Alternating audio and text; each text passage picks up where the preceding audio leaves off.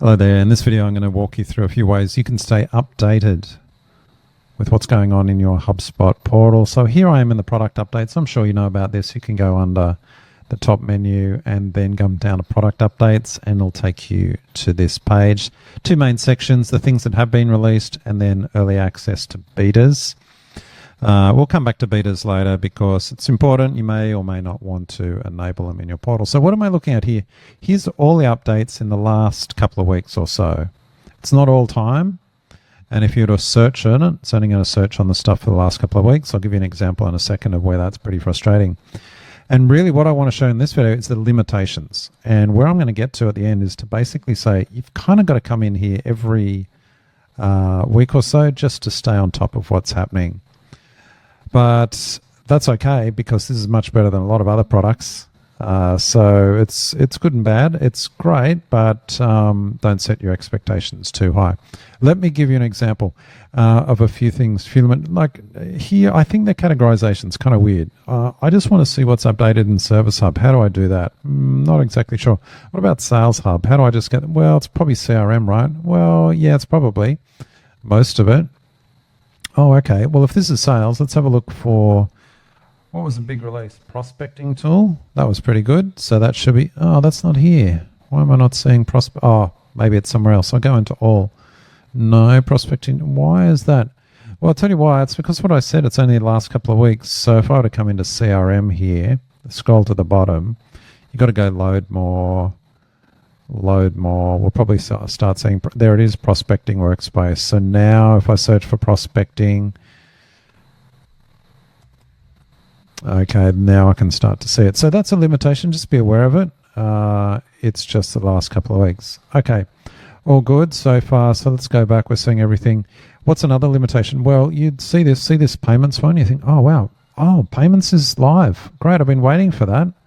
Ah, payment, excellent. So that's good. No, this doesn't relate to Australia. The payments, HubSpot Payments and HubSpot Commerce Hub, that's coming any decade now to Australia. US has had it for years. I think it was announced 3 years ago, was it? We still haven't got it in Australia. It's coming.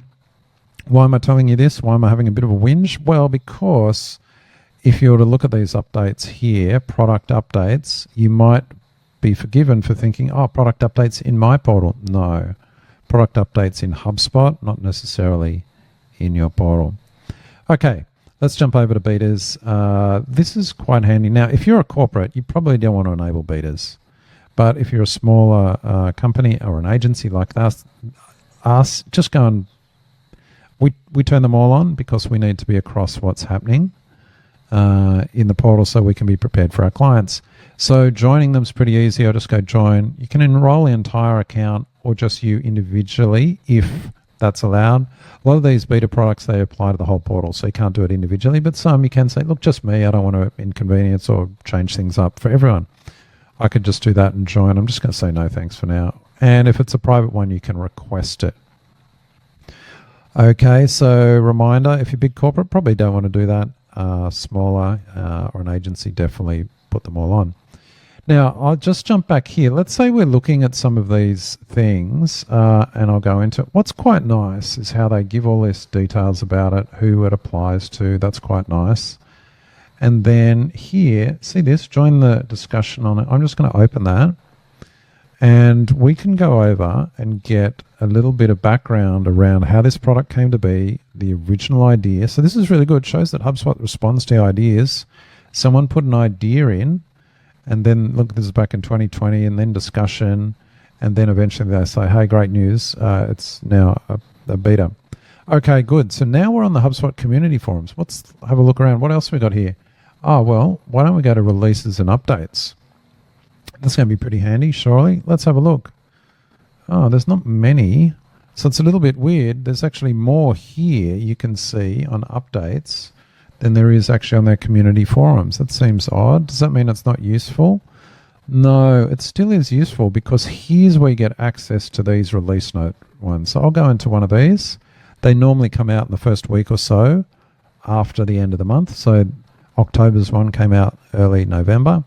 This is excellent. If you really want to stay up to date with what HubSpot's releasing, this is the way to go. I normally don't watch that. G'day, Kyle. Well, I probably would because it's Kyle. He's awesome. But here it is, broken down by all the hubs. That's what I wanted, by hubs.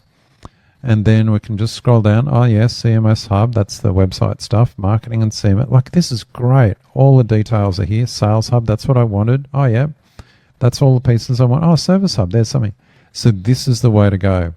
So, summary of all of this video. I know I've gone rambling on a bit, but yep, stay in touch with this. Just jump into this every week. Get a sense of what's going on. But make sure you don't miss the monthly release notes to get a full idea of everything that's been released.